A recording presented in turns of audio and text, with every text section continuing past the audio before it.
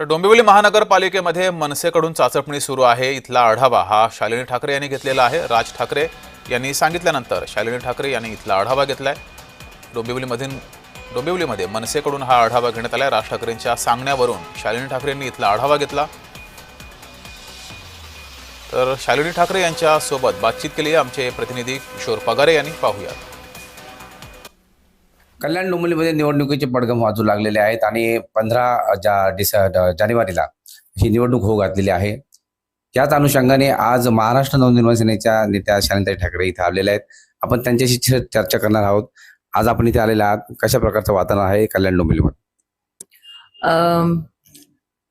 अतिशय चांगलं वातावरण आहे. मी आज महिला सेनेच्या वतीने डोंबिवलीचे सर्व महिलांशी संवाद साधायला आलेली आहे. कारण जे काय बदल झालेले आहेत आणि जे काय आता पुढचं इलेक्शन संबंधित जे काय घडामोडी होणार आहेत ते त्यांच्याशी बोलणं गरजेचं आहे. आणि मला असं वाटतंय की तो नेहमीचा उत्साह कायम आहे.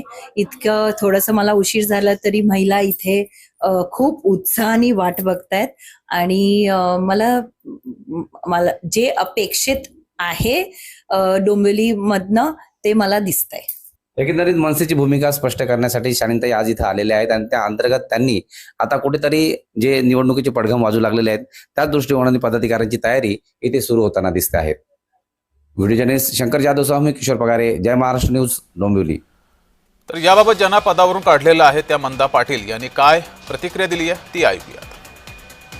बघा, आजच्या दिवशी माझ्या म्हणजे पुतण्याचं लग्न आहे, तर त्यांचं आमचं मुहूर्त जे विधी आहे ते चालू असताना मला कॉल आले आणि त्या प्रसार माध्यमातून मला आज एकदम म्हणजे मला खूप वाईट वाटतंय की अशी बातमी आली की शहर अध्यक्षपद माझा राजीनामा घेता कोमल पाटील यांना दिलाय.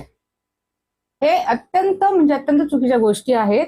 सर्वप्रथम तुम्ही आमचे शहर अध्यक्ष म्हणजे कोणीच कुठलेही पद असू दे त्याचा राजीनामा स्वीकारणं गरजेचं असतं आणि त्याच्यानंतर तुम्ही ते दुसरं नियुक्त करू शकता.